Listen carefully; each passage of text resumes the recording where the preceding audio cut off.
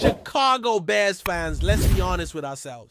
We've been sleeping on DeAndre Swift. And I say we because I'm just as guilty as anyone. All off season long, we were wrapped up in conversations about the running back position. We debated prospects like Ashton Jeanty. We imagined trade scenarios for guys like James Cook and Kenneth Walker.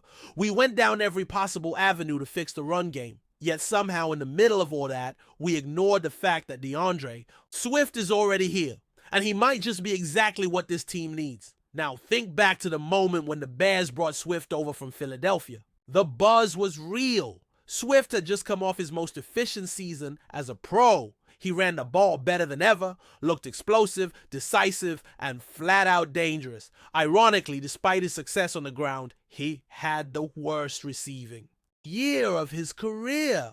And that wasn't on him. That was Philly not knowing how to use him properly in the pass game. But on the ground, he was cooking. Then came last season, more carries, fewer yards, a noticeable dip in efficiency. It wasn't a collapse, but it wasn't what people expected either. Yards per carry dropped from 4.6 para 3.8. That's not a minor difference. That's a full yard per carry. And when you zoom out and look at the rushing success rate, a stat that basically measures how effective a player is situationally, it tells the same story. Swift dropped from 54,1% to 43,9%.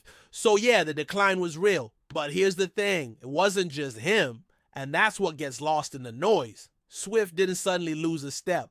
He didn't become a worse player overnight.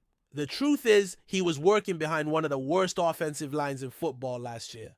That makes a huge difference. Running backs are often judged in a vacuum, but they don't operate in one. The difference between the offensive line he had in Philadelphia and the one he ran behind in Chicago is night and day. Look at that Eagles line. Jordan Mailata, Lane Johnson, Jason Kelsey, Landon Dickerson, Cam Jurgens, that's elite talent, top to bottom.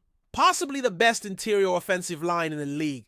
They opened holes you could drive a truck through. Compare that to the Bears line last season. It's not even close. Braxton Jones missed 5 games. Tevin Jenkins missed 3 full games and had to leave several others early. Coleman Shelton or Matt Pryor were backups. Darnell Wright, one of the few bright spots, still missed time. The unit was inconsistent, banged up, and honestly overmatched more often than not. That impacts a running back's ability to get going. And Swift felt that. It's not just about blocking either. The scheme matters. The Eagles' offensive scheme wasn't perfect last year, but even on a down year, it was more functional than what the Bears were running. Philly knew how to stretch the field and create space. In Chicago, the offense was stuck in the mud more often than not. The run game didn't have rhythm, it didn't have creativity, and Swift was often forced to create on his own. That's just not a recipe for consistent success. Now, to be clear, Swift's not a perfect player. Nobody's saying that. He has a tendency to dance behind the line trying to make the big play instead of taking what's there.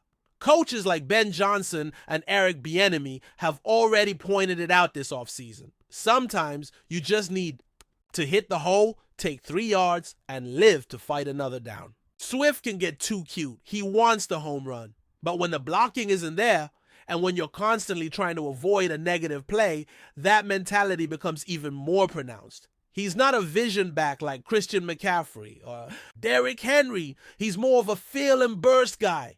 And when the lane is there, he hits it. When it's not, well, sometimes he hesitates. But that's where things get exciting for this year. Because the Bears didn't just sit on their hands this offseason. They went out and revamped the offensive line. They brought in Joe Thuney, one of the best guards in football. They added Drew Dalman, a fantastic run blocker at center. Jonah Jackson, if healthy, gives them a real presence on the interior. Suddenly, you're looking at a line that might go from being a liability to actually being an asset.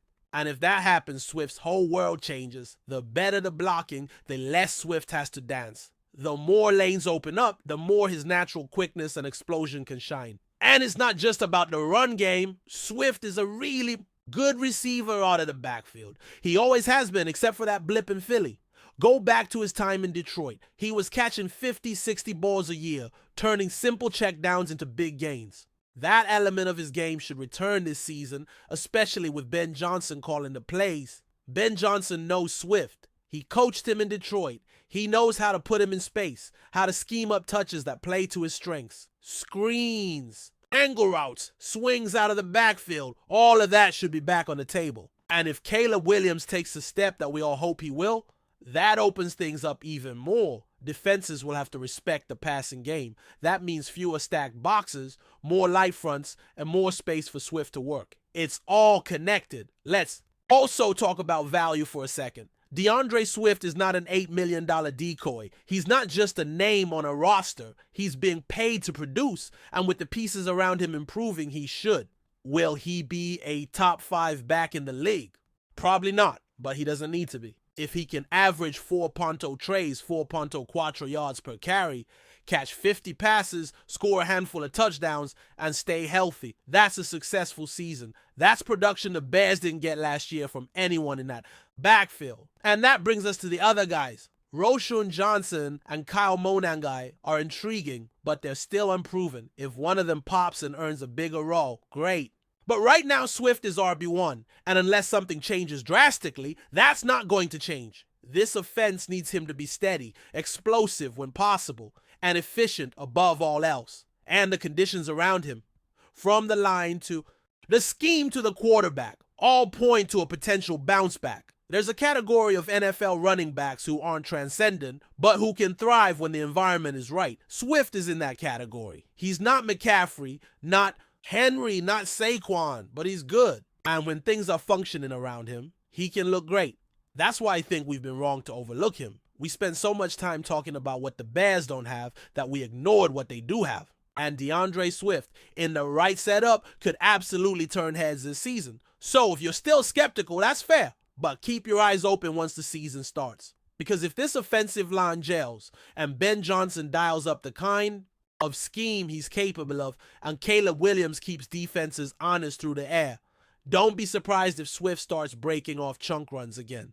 Don't be surprised if he becomes a favorite safety valve in the passing game. And don't be surprised if by midseason people are asking how we ever forgot about him in the first place. I get it. We love new names, potential breakout stars, rookies with upside. But sometimes the key piece is already on the roster, and we just have to stop and notice. That's DeAndre Swift right now. We're heading into a season where the expectations in Chicago are as high as they've been in years. Caleb is the face of the franchise. The defense is rounding into form. The wide receiver room is stacked. But behind all of that in the backfield is a guy who has quietly put together solid numbers every season, and who now finally has a chance to thrive in a system built to maximize what he does best. Whether he capitalizes on that chance is up to him, but the stage is set, the tools are in place, the excuses are gone. This is DeAndre Swift's opportunity to remind everyone, including us, the fans, exactly who he is and what he can bring to the table. The truth about DeAndre Swift is that he's always been a player of potential, but potential that comes with context. He isn't the kind of running back that will drag a bad offense forward on his own, and maybe that's why some fans, analysts, and even coaches have felt underwhelmed at times. But when placed in a well-structured, balanced system, he's shown he can produce at a high level. We've seen flashes of it in Detroit. We saw it more consistently in Philadelphia. And if everything clicks in Chicago this season, we might see his best yet. One of the most misunderstood aspects of Swift's game is his explosiveness. People forget that in 2023, despite the drop in overall efficiency, he still had several big plays that reminded everyone what he's capable of when he gets a sliver of daylight. That's the thing about Swift. He's a home run hitter. He's not going to grind out 4 yards every play like some workhorse backs, but he has the ability to flip the field in a second. That kind of threat keeps defenses honest. And when it's paired with a competent offensive line and a dynamic passing game, it becomes a real asset. Before we continue, don't forget to subscribe to our channel and give this video a like. Your support helps us keep bringing you the latest updates on our Chicago Bears. And don't be shy, drop your thoughts on the news in the comments below.